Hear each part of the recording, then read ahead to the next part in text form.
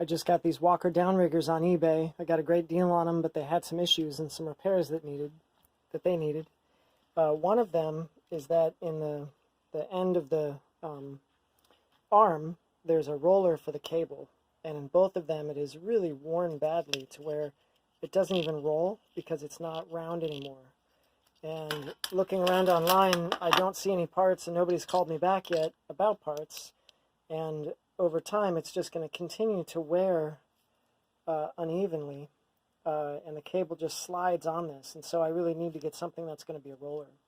So as a repair, I ran to the hardware store, and for $5 I bought one of these little snatch blocks with a couple of brass pulleys. They are the same diameter as this pulley, but they're a different width. So what I'm thinking is that I can cut those out and pack the spaces with washers and lubricate it, and maybe that will work just as good. So I'm going to take my angle grinder out, and I'm going to cut this this pin so that that shaft will slide right out, and then may have to drill them out, but we'll see.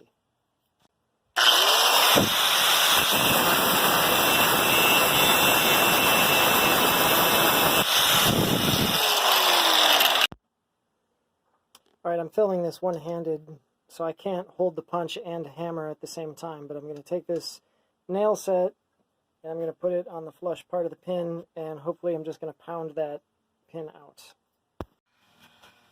Okay, so came right out. Notice I changed it on the vise so that the pin would have room to pop down, but that set took about 2 hits, and it is out.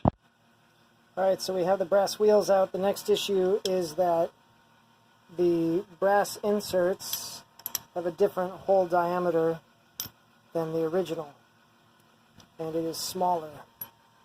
So this 1/4-inch drill bit fits perfectly through the old one, but the new one is a little tight, so we're going to try drilling that out so they have the same hole diameter. A drill press would be ideal, but I don't have one here, so I'm going to put a drill bit in the hand drill here and see what we can do. Alright, drilling brass is kind of tricky because it's so soft. You know, I don't want to clamp down on it too hard with the vise because it's a soft metal and I don't want to get it out of round. So I'm going to retry it now with a t-shirt, giving a little bit of friction between the jaws of the vise and the wheel so I don't have to clamp so hard. We'll see how that goes. I don't know if I can drill one-handed or not. We'll see. Yeah, I need my other hand. Sorry, everybody. Alright, so we just drilled it out there with our trusty rusty drill. Punch through.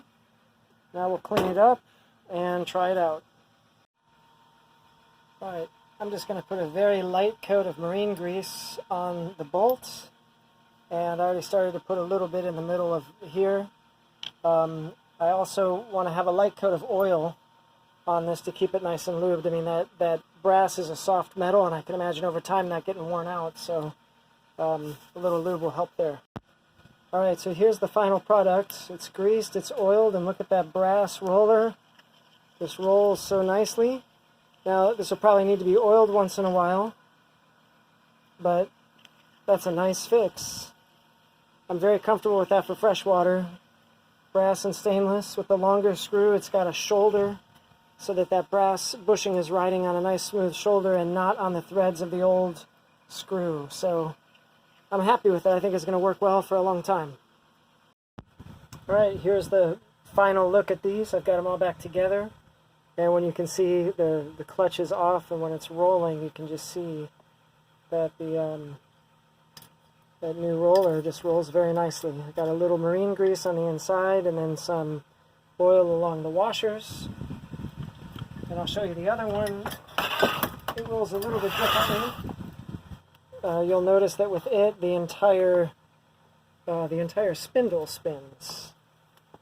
So, you know, I think that's fine. But the big thing is it's freewheeling compared to just dragging on that old spool. And so we've got $5 in that little snatch block, and we've got $2 or $3 in washers.